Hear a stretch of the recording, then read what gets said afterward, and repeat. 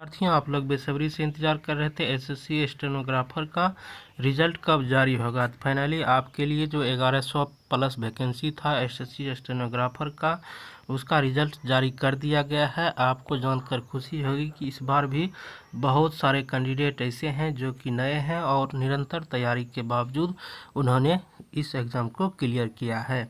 तो चलिए, जो भी कैंडिडेट इसमें क्वालिफाई किए हैं उनका यहाँ पर नाम दिया गया है। जैसा कि एसएससी स्टेनोग्राफर में 2 प्रकार के ग्रेड सी और ग्रेड डी का एग्ज़ाम होता है।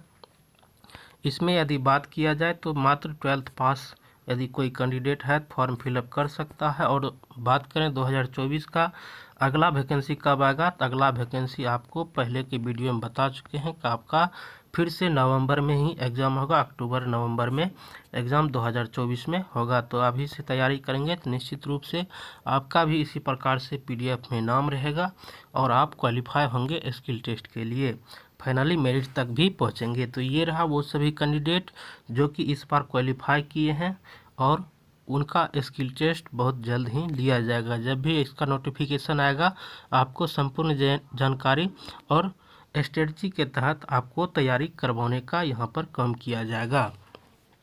तो चलिए, ये रहा। जैसा कि यदि बात किया जाए डिक्टेशन का, तो डिक्टेशन आपको द डिक्टेशन मास्टर जो कि आपका दूसरा चैनल है द डिक्टेशन मास्टर, जब आप यूट्यूब पर सर्च करेंगे तो आप मेरे दूसरे चैनल पर पहुंच जाएंगे, जहां पर जो जानकारी यहां पर नहीं दी जाती है वो जानकारी उस चैनल पर द डिक्टेशन मास्टर चैनल पर दिया जाता है। और डिक्टेशन डेली आपको 80 शब्द प्रति मिनट या 90 या 100 या 140, जैसा कभी रिपोर्टर का चल रहा है सिलसिला, तो 140 शब्द प्रति मिनट भी आप वहां पर जाकर लिख सकते हैं, प्रैक्टिस कर सकते हैं, जॉब ले सकते हैं।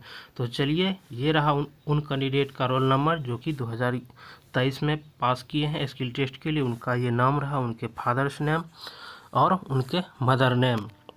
यदि बात किया जाए तो इनका यहाँ पर डीओबी दिया गया है और उनका ये कैटेगरी वाइज यहाँ पर दिया गया है, शॉर्ट लिस्टेड किया गया है वो किस कैटेगरी में था।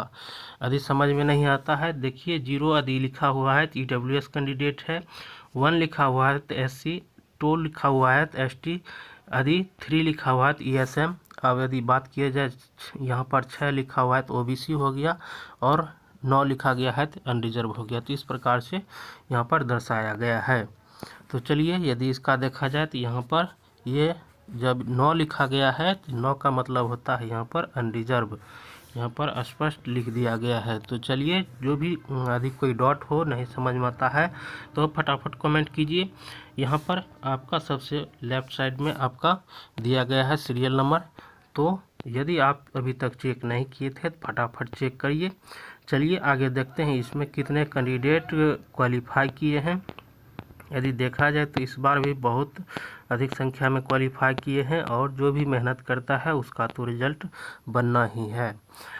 तो देर किस बात की, आप भी रेस में लग जाइए। यदि जॉब लेना है तो आप निश्चित तौर पर समय को बिना दुरुपयोग किए फटाफट जॉब में लगिए। जॉब लेना है तो आप पढ़ाई में लगिए और निरंतर अभ्यास के बाद निश्चित रूप से आपका भी इसी तरह से पीडीएफ में नाम आएगा।